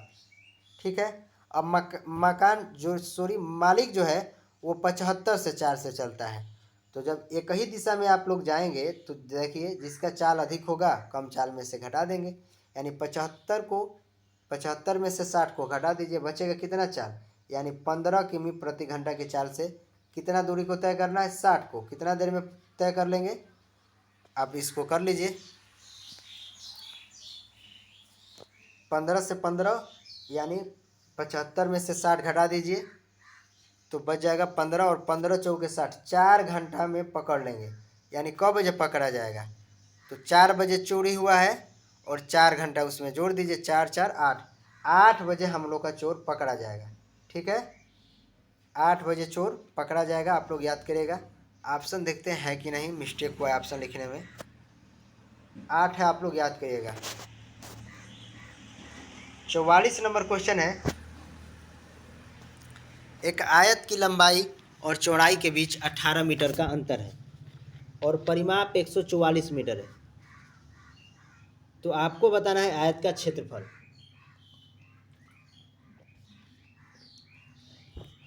देखिए यहाँ पे परिमाप ही पूछ दिया गया है ज्ञात करने के लिए, लेकिन परिमाप तो खुद दिया ही है। यहाँ पे आयत का क्षेत्रफल बताना है। क्षेत्रफल, तो क्षेत्रफल ज्ञात करने के लिए आपको लंबाई भी पता होना चाहिए और चौड़ाई भी पता होना चाहिए, तभी तो आप क्षेत्रफल बता पाएंगे। तो देखिए कैसे पता करेंगे। यानी एक जगह दिया है L-B बराबर कितना? 18, और परिमाप का आपको सूत्र पता होगा 2 कोष्टक में L+B बराबर कितना दिया है परिमाप? 144। अब 2 से कटा देंगे इसको, 2 से 14, 2 दूना के 4, यानी कह सकते हैं L-B बराबर 18 पहला समीकरण, L+B बराबर 72 ये दूसरा समीकरण। अब इसी को हल करके L और B का मान ज्ञात करेंगे। B से B कट जाएगा, 2L हो जाएगा। 2L बराबर 72, 18 90। L का मान कितना आ गया? 45, और B का भी मान घटा दीजिए। 18 में से 45, 45 यानी 18, 27 हो जाएगा। अब गुणा कर दीजिए, 7 5 35, और 27, यानी 1215 हमारा बिल्कुल सही आंसर हो जाएगा क्षेत्रफल इसका। ये हमारा बिल्कुल सही आंसर होगा। 45 नंबर क्वेश्चन है, एक दूध व्यापारी 50 रुपया प्रति लीटर की दर से 30 लीटर दूध लेता है और उसमें 20 लीटर पानी मिलाता है और उसको 48 रुपया प्रति लीटर से बेचता है, तो आपको लाभ प्रतिशत ज्ञात करना है। तो देखिए, सबसे पहले देखिए दूध कितने रुपए में खरीदा है। तो 50 रुपये प्रति लीटर से 30 लीटर खरीदेंगे तो कितना में आपका हो जाएगा, 5 तिहाई 1500 रुपया में। अब उसमें क्या कर रहा है कि अब उसको 48 रुपये में बेच रहा है। कब? जब उसमें 20 लीटर और पानी डाल दे रहा है। तो अब दूध की मात्रा टोटल कितना हो जाएगी, 50। अब 48 में 50 का गुणा कर दीजिए तो 8 5 40, 0 को 0, 0 से 0, 8 5 40 और 5 को 20, 4 24, यानी टोटल यहाँ पे 2400 रुपये मिलेगा। खरीदा था कितना में? अब सवाल इस तरह बन गया है कि 1500 रुपया में खरीदे हैं और 2400 रुपया में बेच रहे हैं। तो फ़ायदा होगा कि नुकसान? सिंपल सा है, फ़ायदा होगा। कितने का फ़ायदा होगा? तो 900 रुपये का। गुणते में 100% में बताना है। आपका सामान का असली दाम नीचे आ जाएगा, यानी 1500 का लागत था। 0 से 0, 15 6 का 90, यानी 60% का हमें लाभ हुआ है। बी हमारा बिल्कुल सही आंसर होगा। अगला क्वेश्चन देखिए, 46 नंबर, किस केंद्र शासित प्रदेश का अपना एक उच्च न्यायालय है?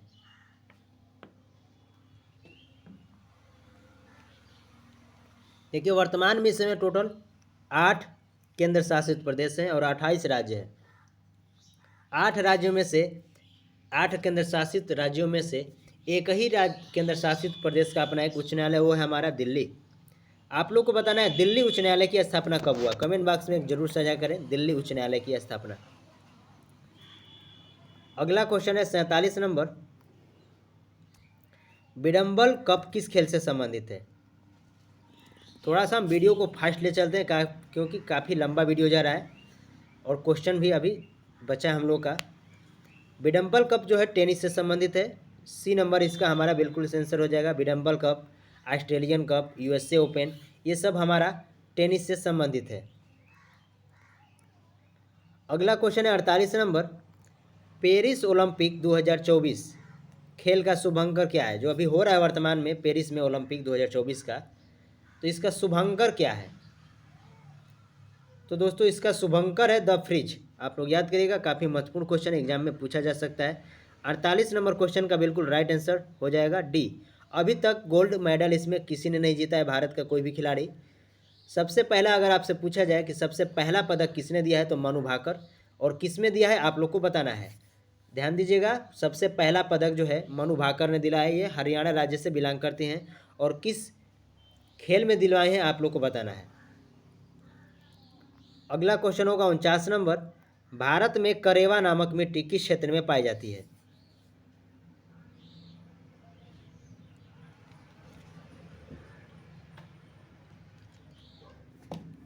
तो दोस्तों भारत में जो करेवा नामक मिट्टी है वो जम्मू कश्मीर आप क्षेत्र में देख सकते हैं, यानी 49 का हमारा बिल्कुल सही आंसर सी हो जाएगा।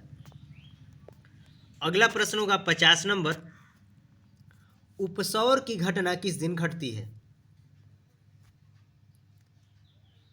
तो साथियों उपसौर की घटना यानी उपसौर के यानी पृथ्वी जो है सूर्य से सबसे नज़दीक आपको कब होता है, यही आपको बताना है। अगर आपसे ये पूछा जाता कि सूर्य से सबसे नज़दीक पृथ्वी किस दिन आती है, तो हमारा आंसर हो जाएगा 3 जनवरी को ऐसी घटना, उसी को हम लोग उपसौर कहते हैं। अगर अपसौर पूछेंगे तो वो सबसे अधिक दूरी होगा, यानी सूर्य और पृथ्वी के बीच सबसे अधिक दूरी कब होता है, तो 4 जुलाई, उसे हम लोग अपसौर कहते हैं। 21 जून को सबसे बड़ा दिन होता है और 22 दिसंबर को सबसे लंबा दिन होता है, ये दक्षिणी गोलार्ध में और ये उत्तरी गोलार्ध, आप लोग याद करिएगा। 51 नंबर क्वेश्चन है, विश्व में सबसे अधिक क्षेत्रफल वाला रूस देश किस महाद्वीप में स्थित है? तो सबसे बड़ा अधिक क्षेत्रफल वाला देश जो हमारा रूस है, रूस, कनाडा, चीन ऐसे आता है। तो भारत जो है इसमें हमारा 7वें नंबर पे आता है। ध्यान दीजिएगा, क्षेत्रफल के हिसाब से भारत 7वें नंबर पे और जनसंख्या के हिसाब से अब तो पहले नंबर पे आ गया है। तो विश्व में सबसे अधिक क्षेत्रफल वाला देश जो रूस है वो यूरोप महाद्वीप में पड़ता है, यानी डी हमारा बिल्कुल करेक्ट आंसर हो जाएगा। 52 नंबर क्वेश्चन है केंद्रीय प्रत्यक्ष बोर्ड, जिसे इंग्लिश में CBDT के नाम से जाना जाता है, के नए अध्यक्ष कौन बने हैं? केंद्रीय प्रत्यक्ष बोर्ड। तो दोस्तों इस क्वेश्चन का हमारा बिल्कुल सही आंसर हो जाएगा, रवि अग्रवाल जी को बनाया गया है। इसके पहले जो थे नितिन गुप्ता थे, ध्यान दीजिएगा, नितिन गुप्ता पहले थे। अब इसके नए अध्यक्ष बन गए हैं रवि अग्रवाल। बी हमारा इसका आंसर सही हो जाएगा। 53 नंबर क्वेश्चन है, अकबर के बाद मुगल वंश की राजगद्दी पर किसने शासन किया था? तो साथियों अकबर के बाद मुगल वंश की राजगद्दी पर जहांगीर, यानी 53 नंबर क्वेश्चन का हमारा बिल्कुल सही आंसर सी हो जाएगा। जहांगीर जो है अकबर का पुत्र था। सी हमारा बिल्कुल राइट आंसर होगा। अगला प्रश्न होगा 54 नंबर, पश्चिम बंगाल की शोक नदी किसे कहा जाता है? तो साथियों पश्चिम बंगाल की शोक नदी दामोदर नदी को कहा जाता है, यानी डी हमारा बिल्कुल राइट आंसर हो जाएगा। कोसी नदी को बिहार की शोक नदी कहा जाता है, ध्यान दीजिएगा, बिहार की शोक नदी कोसी नदी को, ब्रह्मपुत्र नदी को असम की शोक नदी कहा जाता है। अगला क्वेश्चन होगा 55 नंबर, संविधान का कौन सा अनुच्छेद महाधिवक्ता के बारे में बताता है? तो साथियों संविधान में जो अनुच्छेद 100 हमारा 65 है वो भारत के महाधिवक्ता यानी राज्यों का महाधिवक्ता होता है, यानी 55 नंबर क्वेश्चन का हमारा बिल्कुल सही आंसर सी हो जाएगा। जैसे केंद्र में महान्यायवादी होता है, जैसे उसको हम लोग चुनते हैं अनुच्छेद 176 के तहत, इसकी राष्ट्रपति चुनाव करते हैं यानी नियुक्ति करता है अनुच्छेद 76 के तहत। उसी तरह राज्यों में महाधिवक्ता होता है, इसका नियुक्ति कौन करता है? तो राष्ट्रपति ही करता है, ध्यान दीजिएगा, 165 अनुच्छेद के तहत। 56 नंबर क्वेश्चन है, जिस प्रकार पहले पद का संबंध है दूसरे पद से उसी प्रकार आपको बताना है। तो पीलिया संबंधी जैसे है यकृत, तो आपको बताना है निमोनिया संबंधी क्वेश्चन मार्क। तो देखिए पीलिया अगर आपको रोग हो जाएगा तो आपका प्रभावी डालेगा शरीर पे यकृत पे। तो निमोनिया अगर आपको हो रहा है तो फेफड़ा हमारा बिल्कुल इसका सही आंसर हो जाएगा, डी फेफड़ा। अगला प्रश्न देखते हैं 57 नंबर, यदि शब्दों को अंग्रेजी शब्दकोश के अनुसार सजाया जाए तो तीसरा स्थान पर कौन सा होगा? रीजनिंग का क्वेश्चन है। तो देखिए इसको आप लोग लगाए होंगे, प्रैक्टिस किए होंगे तभी आप कर पाएंगे। कैसे किया जाता है, जो लोग नए हैं आप लोग देखिए इसको। सबसे पहले कॉमन शब्दों को ढूंढिए, सब में कॉमन जो होगा उसको काट देंगे, वहाँ से हम लोग भिन्नता का पता नहीं लगा पाएंगे। जैसे यच यच सब में दिखाई दे रहा है, यच यच को सबको काटिए पहले, ठीक है। उसके बाद ओ भी है, ओ को भी काट देंगे। अब इसके बाद देखिए तीसरा अक्षर सबका देखिए, यल यल यम पी। तो अब सबसे पहले ये ज्ञात करिए कि सबसे पहले ABCD में पी आता है या यम आता है या यल आता है या यल। तो हमारा सबसे पहले यल ही आता है। अब इसमें यल यल भी है तो यल यल फिर एक बार काटिए। अब ई आता है कि ए आता है, तो पहले ए आता है यानी पहला पे ये हो जाएगा, ध्यान दीजिएगा। दूसरा पे ये आ जाएगा, तीसरा पे इन लोगों में देख लीजिए यम और पी है, तो पहले आता है पी यानी तीसरा ये हो जाएगा और ये क्या हो जाएगा, चौथा। तो आपको बताना क्या था इसमें, तीसरा यानी होम हमारा बिल्कुल सही आंसर हो जाएगा, बी। जो लोग पहली बार लगा रहे होंगे उन लोग को समझ में नहीं आएगा, इसका एक बार प्रैक्टिस करें आप लोग।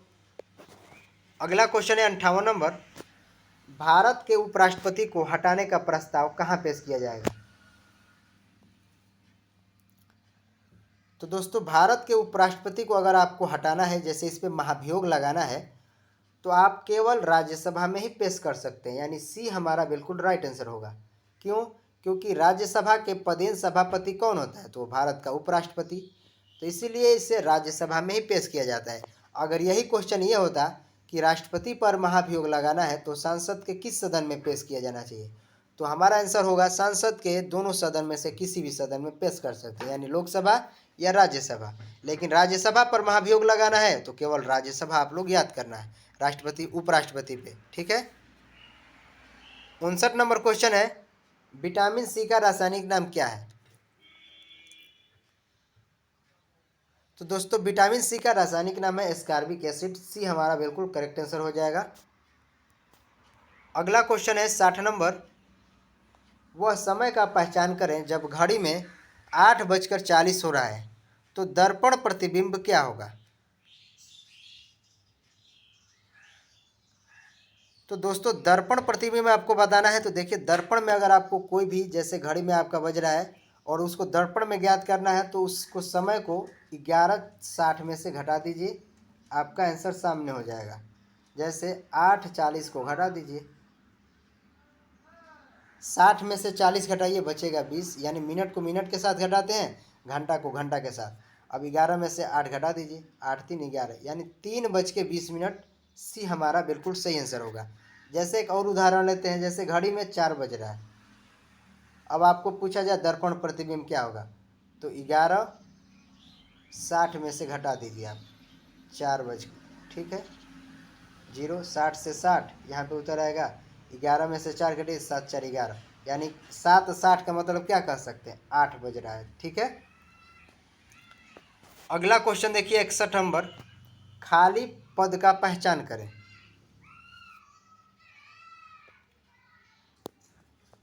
तो सबसे पहले आप यहाँ पे वृद्धि देखिए कितने कितने का हुआ है, 24 35 51 73 102।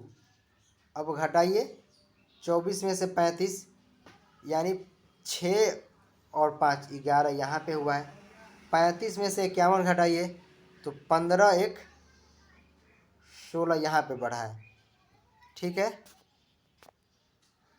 35 से 15 50, ठीक है, 16 यहाँ पे बढ़ा है, 11 5 बढ़ा है, फिर 73 देखिए कितना बढ़ा है, 73 से 51, 2 और 7 में से 2 22, यानी यहाँ पे 22 बढ़ा है। आप लोग इसको करिएगा, आ जाएगा। देखिए थोड़ा सा घटाने में दिक्कत हो रहा है, लिखने में भी मिटाना पड़ रहा है, तो माइंड सेट नहीं हो पा रहा है। तो आप लोग इसका करके ज़रूर बताइएगा आंसर कितना आएगा। इसका आंसर आपको हम लगभग में बता दे रहे हैं, बी हमारा बिल्कुल करेक्ट आंसर होगा, 139। ठीक है, तो आप लोग इसको करके बताइएगा आंसर सही है कि नहीं। 62 नंबर क्वेश्चन है, दिए गए श्रृंखला में गलत पद का पहचान करना है, यानी कौन सा इसमें गलत पद दिया गया है। देखिए 2 5 10 17 26, 2 से बढ़ा है 5 यानी 3, 5 से 10 यानी 5, 7 9, यानी समझ में हमें क्या आ गया, 3 5 7 9, यानी विषम संख्याएं बढ़ रही है। तो अब देख लीजिए कहाँ पे दिक्कत हुआ, 17 में 9 बढ़ाएंगे 26 सही है, 9 2 11, 26 में 11 37, ये भी सही है। 11 बढ़ा था तो अगला 13 हो जाएगा, तो 37 और 13 बढ़ा दीजिए, 37 में 13 होना चाहिए था यहाँ पे कितना, 50, लेकिन हुआ क्या है 51। बी हमारा बिल्कुल सही आंसर होगा। अगला क्वेश्चन देखिए 63 नंबर, दिए गए 4 शब्दों में से 3 एक समान है, असमान का पता लगाना है, यानी भिन्न का पता लगाना है आपको। तो सभी आपको दिख रहा होगा, 121 11 का है वर्ग, 361 19 का है, 289 17 का है, और 216 जो है वर्ग नहीं है किसी का, ये 8 का क्या है, घन है। ठीक है, 8 का घन है, तो हमारा डी इसका बिल्कुल राइट आंसर हो जाएगा। 3 वर्ग दिया है, 1 घन दे दिया है। 64 नंबर क्वेश्चन है, कौन सा शब्द दिए गए शब्द से नहीं बनाया जा सकता है। ये आपके सामने है शब्द, और इन्हीं में से छांट कर कौन सा शब्द इसमें से चारों में से नहीं बनाया जा सकता है, यही आप लोग को बताना है। तो आपके सामने है पहला रिलेशन, देख लीजिए रिलेशन बनेगा आर ई, तो इसमें आर भी है, ई भी है, यल भी है, ए भी है, और टी, और यानी हाँ ये बन जाएगा बिल्कुल। सीरियल भी बनेगा, रेशम, यानी बी हमारा नहीं बनेगा, लिबरल। अब क्यों नहीं बनेगा हम आपको मोटा मोटी बता दे रहे हैं। देखिए यल शुरू में भी है और यल लास्ट में भी, लिबरल में, लेकिन इस शब्द जो दिया गया इसमें यल एक ही है, स्पष्ट रूप से है कि यानी 2 ठो यल दिया नहीं है, तो हमारा ये शब्द नहीं बनाया जा सकता है। बी हमारा बिल्कुल राइट आंसर होगा। 65 नंबर, बेजोड़ शब्द का चयन करें, यानी 4 गो में से अलग को छांटना है। वस्तुकार संबंधी डिजाइन, फर्नीचर संबंधी लकड़ी, कपड़ा संबंधी कपास, जूता संबंधी चमड़ा। तो इसका आंसर हो जाएगा वस्तुकार संबंधी डिजाइन। सभी ये जो है वस्तु से जैसे कोई भी पदार्थ से वस्तु बनाया जा सकता है, जैसे लकड़ी से फर्नीचर, कपास से कपड़ा, चमड़ा से जूता बनाया जाता है, लेकिन क्या डिजाइन से वस्तुकार बनाया जाता है, ऐसा नहीं। ये सभी बनाने वाला एक पदार्थ और वस्तु दिया गया था, जबकि वस्तुकार और डिजाइन एक दूसरा चीज हो जाएगा। दोनों अलग अलग बातें हैं। ठीक है, अगला क्वेश्चन देखते हैं 66 नंबर। एक कूट भाषा में लव को 1357 लिखा जाता है और हेट को 2467 लिखा जाता है, तो 6417 संख्या का अर्थ क्या होगा? तो देखिए इसी में से छांट को आपको लिखना है। अब 6 का देख लीजिए कहाँ पे क्या उपयोग हुआ है, तो 6 को क्या लिखा गया है? टी, तो टी हम सबसे पहले लेंगे। 4 को क्या लिखा गया है? तो 4 का ए लिखा गया, टी ए। अब देख लीजिए टी ए किस में है, ऑप्शन देख लेते हैं, और टी ए किसी में सिर्फ एक ही में दिख रहा है, यानी सी हमारा आंसर सही हो जाएगा। अगर टी ए और किसी ऑप्शन में मिलता तो आगे चेक करते। 67 नंबर क्वेश्चन है, 37 विद्यार्थियों की एक कक्षा में उषा का स्थान 21वां है और अंत से उसका स्थान क्या होगा? यानी टोटल 37 विद्यार्थी हैं और उषा उसमें से 21वें नंबर पे है शुरू से, तो अंत से उसका स्थान बताना है। सिंपल सा है, 37 यानी कुल संख्या में से 21 को घटाइए, 7 में से घटाइए 6 और 3 में से 2 घटा दीजिए 1 और 1 इसमें जोड़ दीजिए, 16 1 17 नंबर पे उसका अंतिम से स्थान होगा, यानी बी हमारा आंसर सही होगा। यहाँ पे ध्यान दीजिए, जैसे अगर राम को ही शुरू से 5वां गिन लिया जाता है और अंत से भी 5वां गिना जाता है, इस केस में पूछा जाएगा पंक्ति में कुल कितने लग रहे हैं, तो 5 5 10 में से 1 घटा देंगे तो हमारा 9, इस केस में घटाया जाता है और एक साइड से स्थान दिया है और कुल संख्या दिया है तो घटाकर 1 जोड़ा जाता है। 68 नंबर क्वेश्चन है, यदि 4 संबंध है 17 तो 7 संबंध है क्वेश्चन मार्क। तो देखिए 4 का वर्ग कर देंगे 16 और 1 जोड़ दीजिए 17, उसी तरह हम 7 का वर्ग कर देंगे 49, 1 जोड़ दीजिए 50, सी हमारा आंसर सही होगा। 69 नंबर क्वेश्चन है, निम्न को अंग्रेजी शब्दकोश के अनुसार सजाने पर दूसरा स्थान पर क्या होगा? यानी दूसरा नंबर पे बताना है। देखिए उसी तरह करेंगे जैसे हमने बताया है काटने का। सबसे पहले भी सब में है, काट दीजिए, ओ भी दिख रहा है वो भी काट देंगे। अब ये डिसाइड करना है कि यल आता है कि सी आता है कि आई आता है कि वाई आता है, तो सबसे पहले आपका सी ही आता है, यानी ये पहला हो जाएगा। उसके बाद यल या आई, तो ये दूसरा हो जाएगा। क्या बताना था आपको? दूसरा, यानी बी हमारा आंसर सही हो जाएगा। दूसरा ही, दूसरा हमने ज्ञात कर लिया तो हमें आगे क्या ज्ञात करने की ज़रूरत है? बी हमारा आंसर सही हो जाएगा। और ये हमारा लास्ट क्वेश्चन होगा और आप लोगों के लिए क्विज होगा। जिन लोगों ने ये वीडियो पूरा देखा है तो आप लोग अपना स्कोर जरूर साझा करिएगा और यह वीडियो आपके लिए कितना लाभदायक है ये भी आप जरूर बताइएगा। धन्यवाद, और इसका आंसर जरूर दीजिएगा। आपके लिए क्विज क्वेश्चन है,